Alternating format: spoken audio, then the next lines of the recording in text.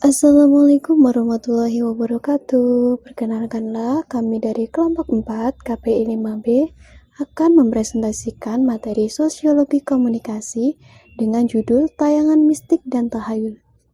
Langsung saja kita mulai ya.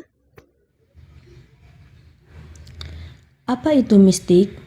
Mistik dalam Kamus Umum Bahasa Indonesia semakna dengan tasawuf atau suluk yang diartikan jalan ke arah kesempurnaan batin.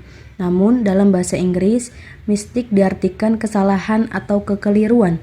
Bila digabungkan arti mistik dalam bahasa Indonesia dengan arti mistik dalam bahasa Inggris, artinya bisa sama dengan tahayul, yaitu kalimat yang diambil dari bahasa Arab, tahayul, yang diartikan dalam Kamus Umum Bahasa Indonesia adalah hanya hayalan belaka, sesuatu yang hanya diangan-angan saja sebenarnya tidak ada, seperti kepercayaan kepada dewa-dewa atau hantu-hantu. Istilah mistik juga kerap dikaitkan dengan istilah goib. Dalam literatur Islam, goib adalah sesuatu yang di luar tangkapan panca indera yang tidak bisa dibuktikan secara ilmiah. Macam-macam tayangan mistik dan tahayul. Yang pertama adalah mistik semi-sains, yaitu film-film mistik yang berhubungan dengan fiksi ilmiah. Tayangan ini bertutur tentang berbagai macam bentuk misteri yang ada hubungannya dengan ilmiah. Walaupun sebenarnya kadang tidak rasional, namun secara ilmiah mengandung kemungkinan kebenaran. Yang kedua adalah mistik fiksi, yaitu film mistik hiburan yang tidak masuk akal bersifat fiksi atau hanya sebuah fiksi yang difilmkan untuk menciptakan dan menyajikan misteri, suasana yang mencengkam, kengerian kepada pemirsa. Yang ketiga adalah mistik horor, yaitu film mistik yang lebih banyak mengeksploitasi dunia lain, seperti hubungannya dengan jin, setan, santet, kekuatan-kekuatan supranatural seseorang, kematian tidak wajar, balas dendam, penyiksaan, dan lain sebagainya. Unsur mistik. Unsur mistik terbagi menjadi beberapa dimensi, antara lain 1. Ritualistik.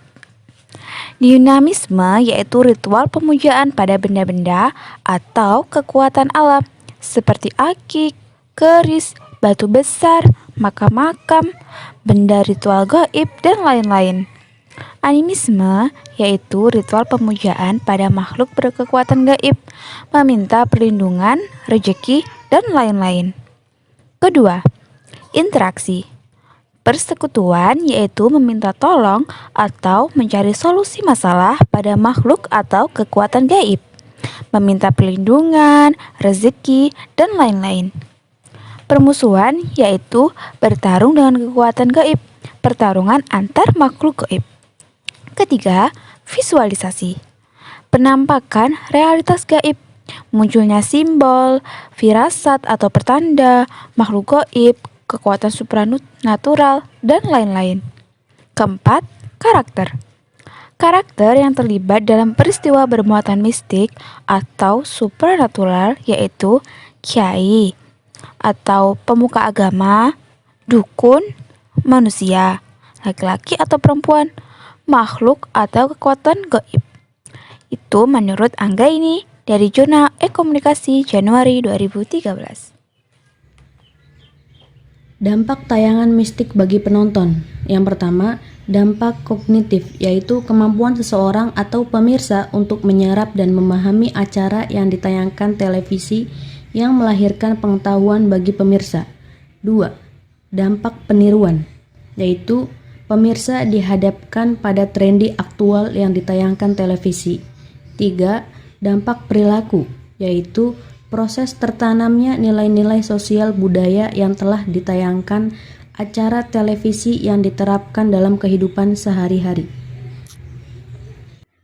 Yang terakhir adalah sikap kita. Menyikapi maraknya tayangan mistik saat ini, sebagai orang yang mengimani Al-Quran, perlu kiranya menyimak pesan-pesan kitab suci, bahwa masalah gaib itu hanyalah menjadi wilayah Allah. Rasulullah Shallallahu Alaihi Wasallam saja mengaku tidak memiliki otoritas menerangkannya kecuali hal-hal gaib yang sudah diwahyukan Allah dan kemudian menjadi teks Al-Quran.